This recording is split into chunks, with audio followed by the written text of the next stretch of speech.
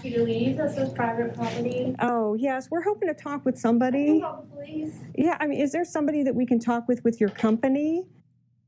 11 Investigates met with a harsh response right there while working to get answers about renters' rights at a local apartment complex.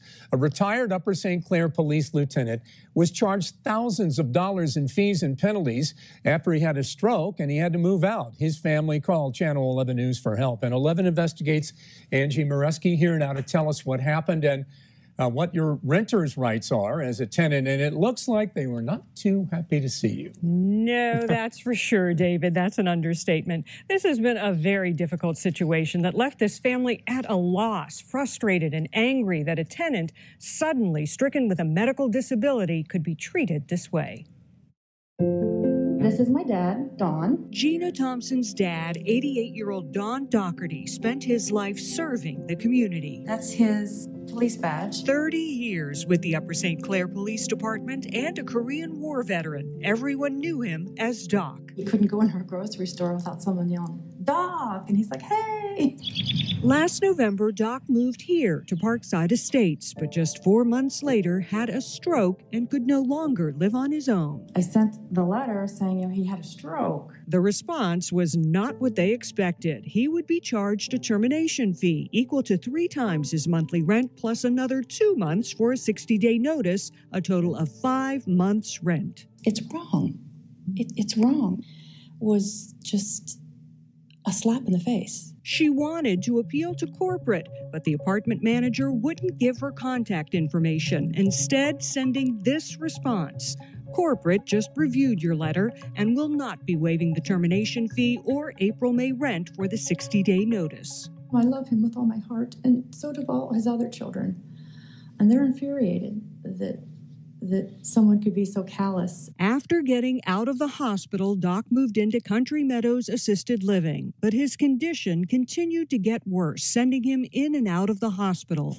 All the while, his family continuing to pay the rent. Now, Angie, you're my only hope to keep them from charging this wonderful man who is laying on his deathbed right now.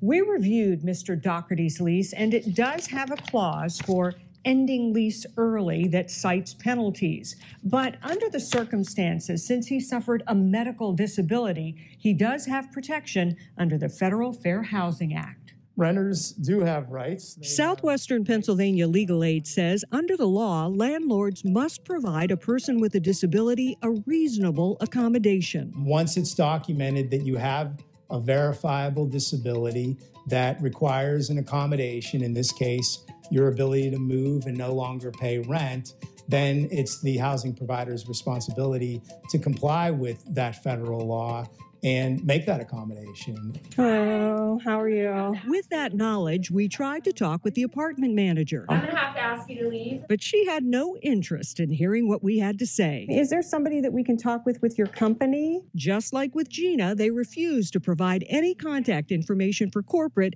instead calling the police on us. You don't even want the card? They don't want to have any comment whatsoever?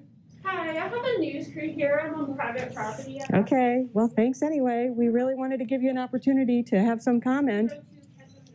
No comment. AR Building Company owns Parkside and several other properties in the Pittsburgh area. We tried to call the number listed for the corporate office, but it rang to another apartment complex instead. How would I reach the corporate number for AR Building? I was told it's company policy not to give out corporate information.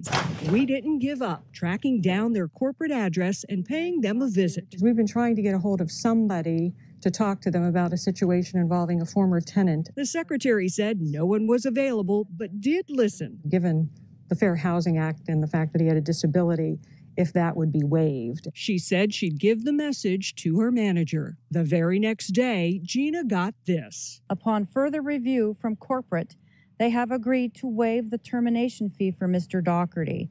Have a beautiful day. Finally, some relief, but bittersweet. I'm very happy that you were involved and to help us with this, but it shouldn't have come to that. While all this was going on, Mr. Doherty passed away.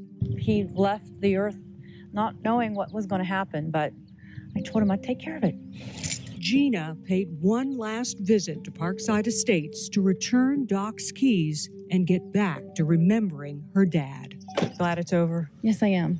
And thank you so much. I don't want to hug you because I'm not allowed because we're only supposed to be, so far it's apart. okay. But Yeah. thank you so much for helping me. Hug Oh, anyway. okay.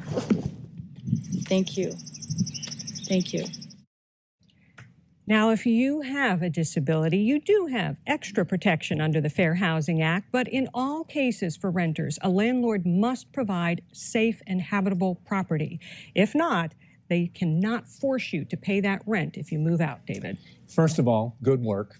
Secondly, what about when it comes to financial hardship? Does that allow you to get out of a lease? That's a tough one. In most cases, no. The answer to that is no. You can't get out of a lease due to financial hardship. If you lose your job or you have to move to another town. But the landlord does have to make a reasonable effort to re-rent the property and cannot double dip when they do. We're going to have much more information on all of your rights and how to get legal help if you need it, if you have a tenant-landlord dispute. That'll be on our app and website. All right, Angie Moreski, we're live in the studio. Again, excellent work. Thanks so much.